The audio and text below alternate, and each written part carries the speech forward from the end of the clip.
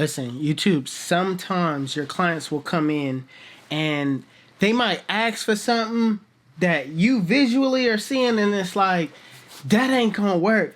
But they trusting you to make it work.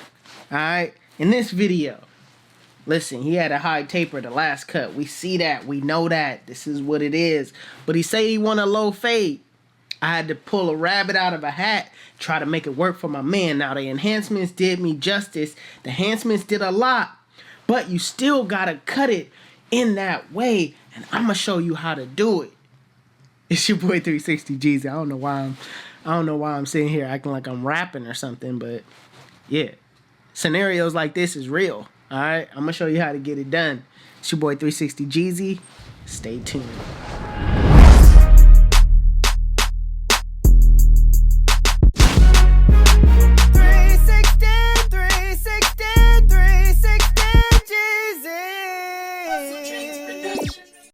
Where you get your beats? HustleDreamProduction.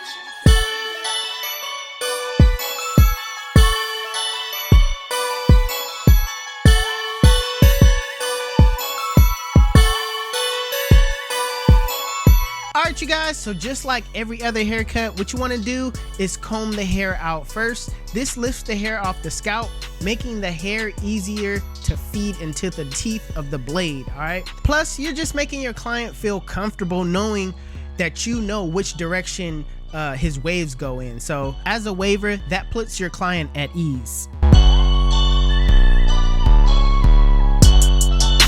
So my client wanted a number 1 on top, so I went ahead and grabbed my 1 guard with the lever open, using my Andis cordless masters, and I'm going with the grain of my client's pattern. The same direction I combed in is the same direction I'm taking my clipper in.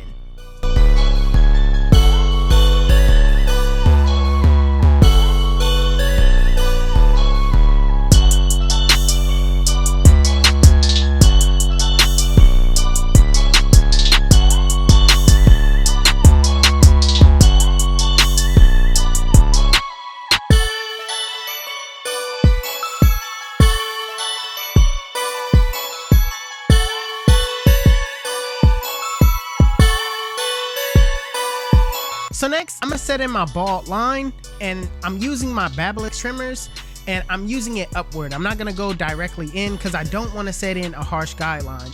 So notice where I'm putting my bald line at. I'm still trying to keep that C-cup area as dark as possible, so I'm just gonna go a little bit, I want to say about a ½ inch above the ear, and I'm gonna drop it in the back, making sure I keep that bald line consistent all the way around. All right, you don't want to be sloppy with your first guideline or any guidelines you set. All right, how you start is how you finish, so make sure you start neat.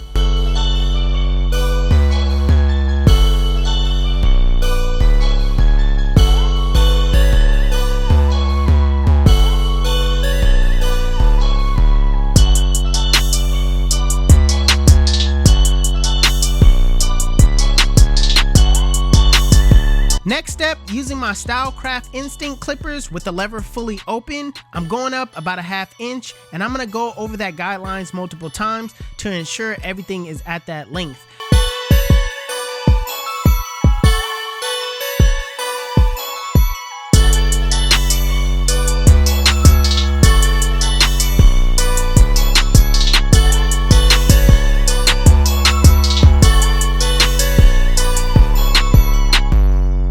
Next, putting the 1 guard with the lever open, I'm going up an inch, and I'm going in that same style that I set the lever open. Also the bottom line, you know what I mean? I'm going in that same shape that I set my guidelines in. So make sure you maintain that shape, and sometimes it's not always an up and down motion to get it down. Sometimes to get it down to that length you want, you need to go side to side, left and right, up and down. You got to try different angles to get it to that length that you want.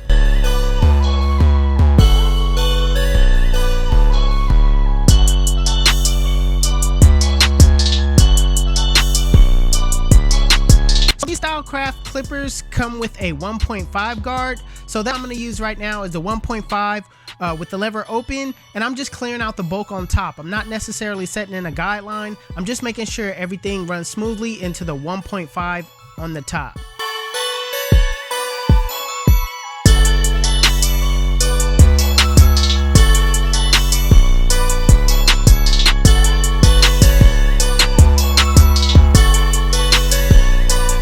So I have to take baby steps and work my way back down. So what I'm gonna do is I'm gonna take my 1 guard and basically clean up that area between the 1 and the 1.5. Being that the lever was open on that 1.5 guard as well, I just want to say that that's basically a 2 anyway. So right now I'm just cleaning up that area because I want to see a good transition, and this just kind of minimized my detail work as well.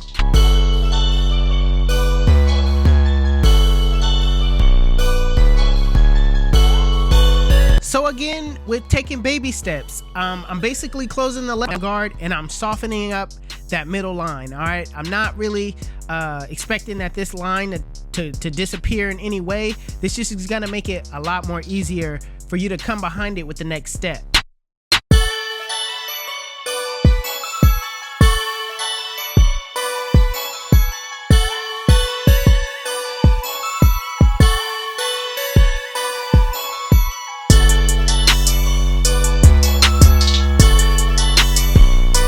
So next, putting on the 0 guard with the leftly close and a flick out motion. Flick out that middle line. Remember to start below the line, flick to the line, and if you need to adjust your lever as you go up.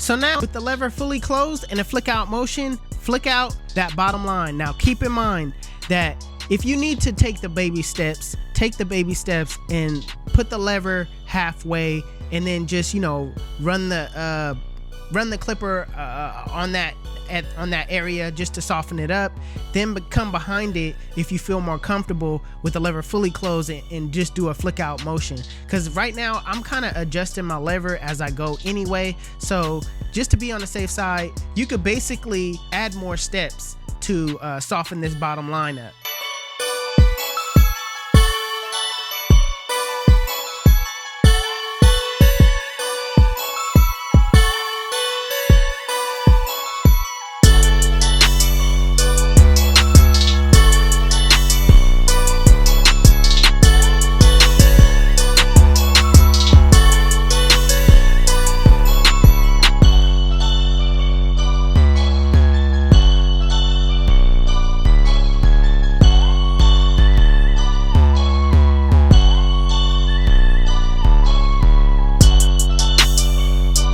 So lastly, what you want to do is detail. All right, detail your blend, detail your fade. It's always important.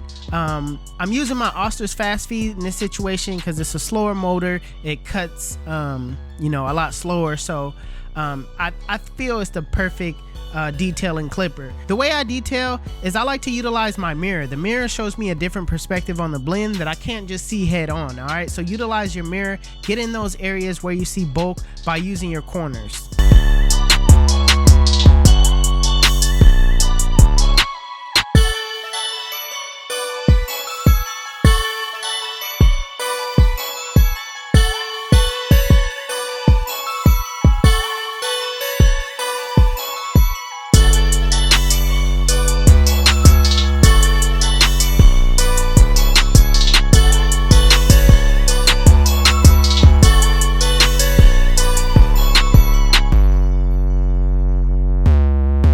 So I always like to prep my lineups before I actually go in and just line my client up.